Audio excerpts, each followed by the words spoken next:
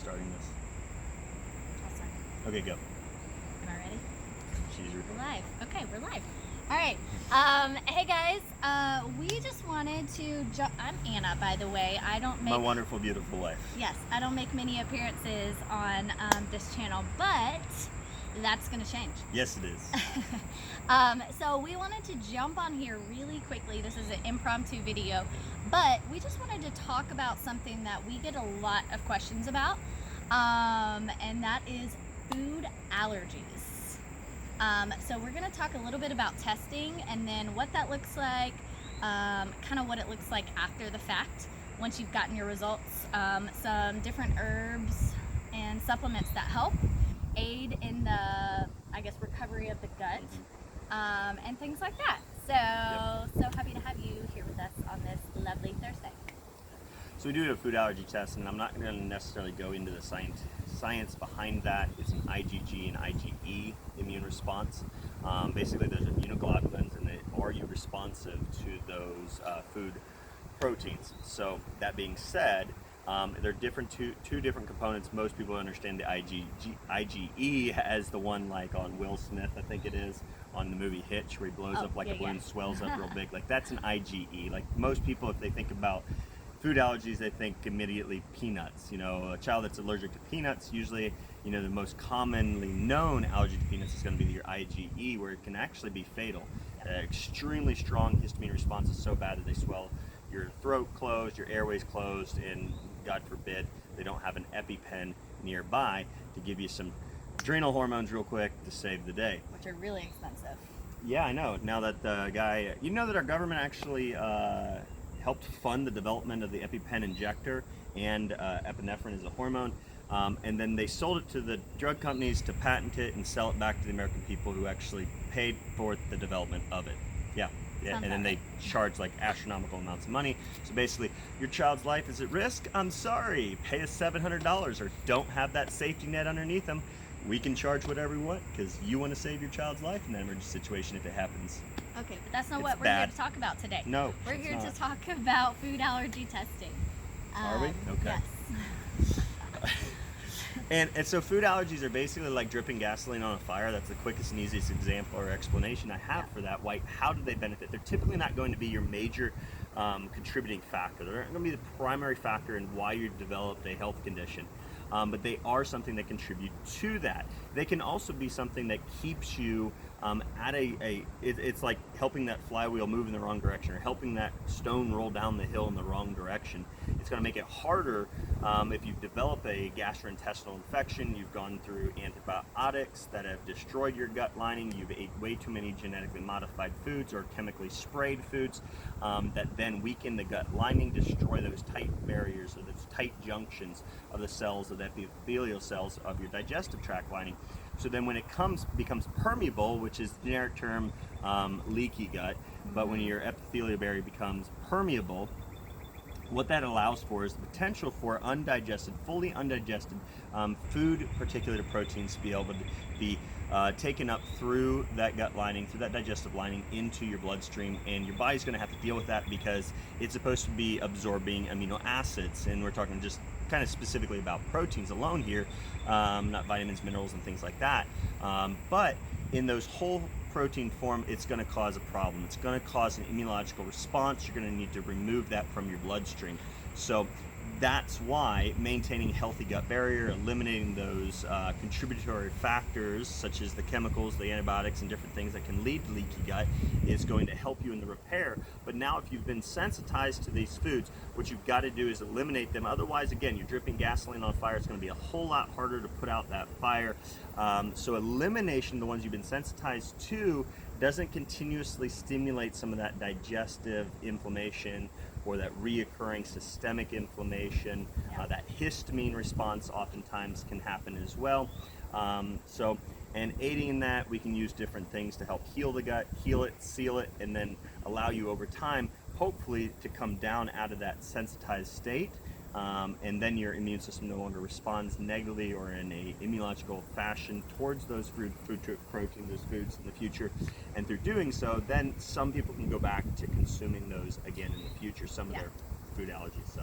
Yeah, and I think like one of the things for a lot of people Honeysuckle, I guess one of the most common things that I hear is, well, it's a twofold thing. One, it's that I'm not really reactive to any foods. I really don't think that I'm allergic to any foods. I didn't think so either. And then the second one is I really don't want to find out because I am unsure what my life will look like after my the lattes. fact. I love my bread. I like my love cheese. My My friend Becky from Wisconsin, true Wisconsin girl, she's like, I just really love my cheese and I don't want it to show up on my IgE test or IgG, whatever. And I totally get it. Like, I get that. I had a lady that literally had I swear she had 30 foods. She's also dealing with Lyme. So anyways, she got her food allergy back. She looks at it, it's 30, that's a lot. And she goes, oh, thank God, I can drink coffee. She's like, there you go. This is 30 foods, and she's like, oh, I'm so happy. At least I'm not allergic to coffee. And I'm like, but we'll talk about adrenal fatigue and overstressing, sympathetic, stimulants later.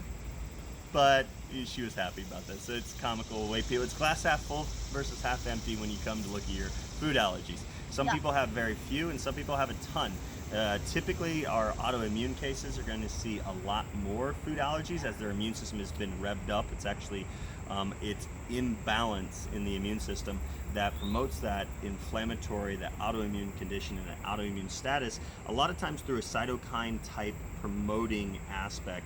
And that will also promote the sensitization of antibodies against food proteins and your own tissues. So you got to take care of that in other ways. But again, stop dripping gasoline on fire. Stop stimulating your immune system through the consumption of those foods, and you're going to be able to see some beneficial aspects against that reactivation, that constant reactivation and re-elevation of your immune response and inflammation. Yeah. With Anna, you saw migraines lessen, swelling in her fingers and things like that at times. So just to kind of... She can literally tell, not just in the flavor, but in the response. Times she's been I don't know if this is oat milk or not in this if I accidentally, I always say it like this, I'm pretty sure I got slipped the cow's milk in my coffee. Every once in a while that'll happen.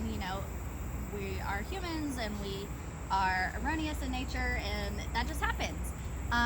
So I will take a couple sips of a coffee, and oat milk is pretty creamy and very similar to cow's milk, and as far as texture and flavor. And I'll be a couple sips in, and I'll be like, oh, this is not, I can immediately tell. And this coming from someone who literally used to have cream in my coffee all the time. I would have sworn that I didn't have dairy. I loved cheese. So I guess just kind of to break it down in a non-doctor description, just from your everyday person, we tested my food allergies, and I had eggs and dairy and lobster and tuna and what was the other one? Casein.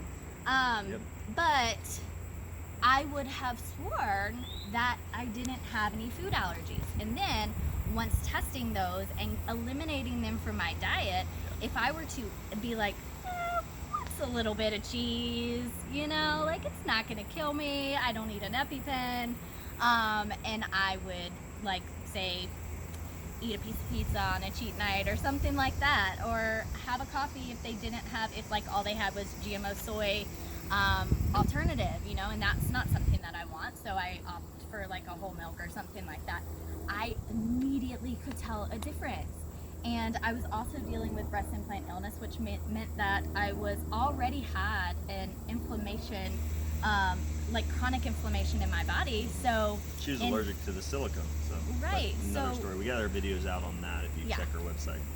But just consuming something almost immediately would get a migraine headache, or feel sluggish, or feel sick to my stomach, or something like that.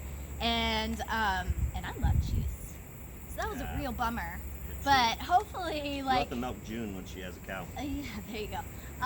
But hopefully, all that saying that, hopefully after healing my gut, that's something that maybe I'll be able to reintroduce some healthy raw cheeses into my diet eventually. But that's just not the case right now. I know that we wanted to talk about I'm going to do You were saying she wants me to do this, and I agree. It'd be beneficial. When I sit down with people and go over their food allergies, the results of that lab work, I'll explain the application, and I explain more of the application and a little bit of the why. Not a ton of the why and all the science behind it in that time, because it's going to save you money if I don't have to go through all that. But we are for people who want to hear more of that science behind it, understanding, gain that knowledge, because I do want to be the true doctor and be a teacher for you. So we're going to do that, and we're going to charge a minimal fee for an online webinar class that will be available ongoing for people to purchase, get access to, and gain more knowledge if people want to in the future. So we'll be doing that. That way, because I mean, we see patients from all over. We don't see patients just from Clarksville, Tennessee. We see patients from all over the states. So having something at your disposal to be like, okay, I've got my IgG, or I've got my food allergy testing. I now know what these foods are, but then just having something to kind of take away from that and be like, okay, well, let me watch this and kind of see what my life is going to be like moving forward, at least for the next few months, while we heal the gut. So that way, some people won't need it, but some people will. In a technical legal aspect, I like to call them clients when I'm talking to them all over the U.S. Yes. And clients in health coaching rather than, because I can only practice chiropractic in Tennessee, because it's kind of hard to adjust people through a phone. So, you can't really do So, she wanted me to, and it's good for everybody else out there. Some of the things that we utilize, there's many other things. It goes person to person depending. If somebody has a lot more food allergies, I know that their immune system is revved up. I might start, and especially if they have any type of histamine type responses and symptoms, I'm going to use an herb called Allergy. Allergy is a really good herb, and we consider it more of a mast cell stabilizer. Your mast cells are going to produce more of that histamine response. So if this can stabilize their amount of production, reduce that, it's going to reduce that histamine type response. So Allergy is one I use a lot more with people with a ton of food allergies, and especially when they have more of that histamine. Another one would be like nettle for histamine. I usually use that more with males than females. I usually like to know what your hormones are doing before I start messing around with nettle in certain circumstances with hormonal disruption and imbalance. Chamomile I like to use because it helps in the production of mucosal barrier. It improves mucosal barrier function of your GI tract.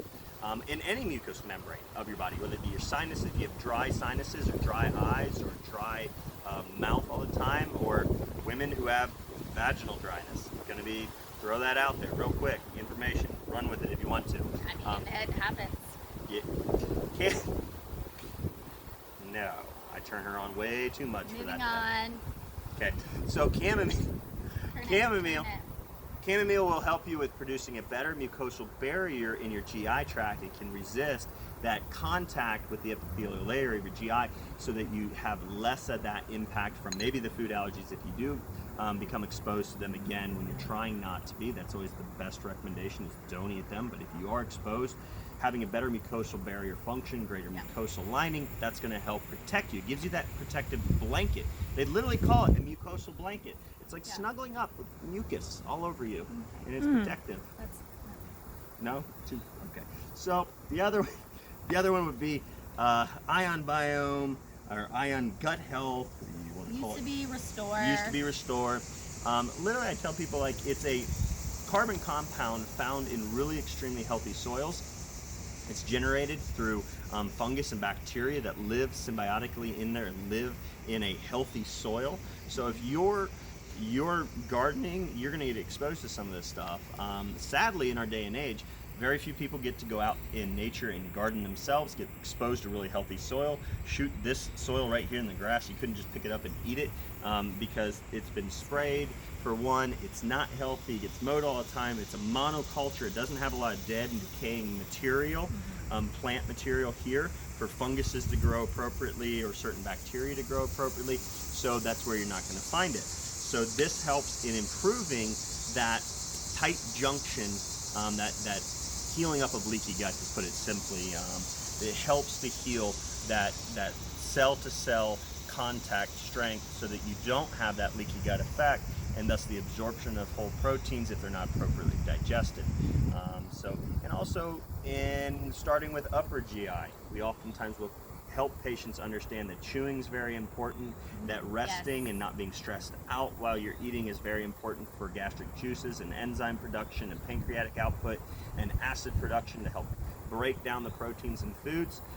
So you need healthy digestion, and some people are just lacking that. Some people have poor pancreatic function, and that's where we go into like stool testing and things like that, knowing how well you're breaking down foods and digesting and absorption. We can get an idea of those things going on. We can test pancreatic enzymes. We can test inflammation markers. So that's outside of this kind of discussion here today, but that helps guide us as a clinical basis on what we can do and a coaching basis on what you could do to better equip your body. And ultimately, I want to give credit where credit is due, is that I'm your tour guide and I'm your teacher, and I'm the person trying to help you understand the provisions God's given us. And that's what these are in essence. You're just paying, in some situations, you're paying the farmer and the processor and the doctor to give you the knowledge so you know what to do and when to do it. That kind of thing. But God's really created all of these. That's what I stand by. Is utilizing the knowledge God's given us and utilizing the provisions He's given us, and that's how we're helping people live healthier lives. Yeah, absolutely. So, and then another thing, like I said, another one of the biggest concerns is I don't want to do this because I'm not sure what my life will look like. I'm not good in the kitchen, so coming up with she's new good meal. in the kitchen, if you know it. Sorry. Okay. I'm not good in the kitchen, so I don't know what that's gonna look like. Like if half of what we eat is eliminated, people are paralyzed by that, and I get it. Food is an emotional thing. So that's where that webinar is gonna come in handy, but two, we have a great app called Yumly that is actually interconnected with our lab. So you can go in, once you get your lab results, put in your food allergies into this app, and it will send you recipes, healthy, great recipes that are taking into account your specific food allergy. Your lab results are integrated into that app, so it helps you in guiding you on what you can eat, rather than you being just deer in the headlights and like, not knowing what to do. I can't eat a bunch of stuff that I usually eat, so what do I eat? Right, exactly. So the Yumly app really does help. Yeah, and we'll go again. That webinar, we'll go more into detail in that in that webinar. One reason is because I wanted to mention, just in case you got some of those people out there that are going to go there, they're going to call us. They want that lab. We get the lab. We send it out. We've got one way in which you can get it done is through a finger prick, so you can do that at home. Send the results, the sample off. Great for kids. And the other one is to find, like in any lab test now or other lab that will draw your blood, and you can do one vial of blood, and you can get a needle stick that way, and you get the blood that way. So either way, you get the results. It integrates with that lab or the Yumly app, and through that, you get an idea of what you can eat. But let's say you have a serious immunological issue and you are allergic to a ton of foods. Sometimes Yumly is limited in its ability to help you. So that's where a lot of those patients we got to spend little to a lot more time with, and that's what we're hoping like this webinar will do, is some of our more severe cases, we might even ask some of our patients who have kind of tackled that obstacle themselves, along with our help to a degree. But really it's kind of like, well, you got all these in the blue you can eat, you just got to learn new recipes, you got to learn to like other foods. And so we got some friends and patients that have tackled that already, and maybe we'll ask them to chime in a little bit on that webinar. Yeah, for sure. Cool. So do we need to tell them anything else? I don't think Say so. anything else right now? I don't think so. I think we've pretty much covered it all. And like I said, a more detailed, thorough report of like kind of behind the scenes, after the fact, you've gotten your results. That webinar will be coming soon. But we really just wanted to give you guys an overview of what that food allergy test looks like, what it tells you, kind of what would be coming at you after the fact, so that way you could see if that was something that might benefit your health or not. I mean, I would venture to say that everybody needs a food test, but obviously I tell people it's a tool, and a lot of patients, if finances are an issue, what I tell them is, let's start with tools that you can apply very simply to your lifestyle really quickly without a whole lot of coaching. So that's one way to go about that. And then from there, sometimes we can utilize different herbs to just help clinically with what's going on symptomatically. We have introductory consultations that are a minimal fee, that Right. type of thing, to give you some guidance maybe if you need that, and we can go from there. Yeah. So do we kiss if we need to sign off? No, How do we I how do we don't sign think off these so. videos? I No, don't think so. I think we should. Don't No, you? we shouldn't. Okay. Nobody We'll wants honor to my see wife. that. You sure? Yeah, I'm Okay. positive. It's All a right. beautiful thing. Love you all. See ya.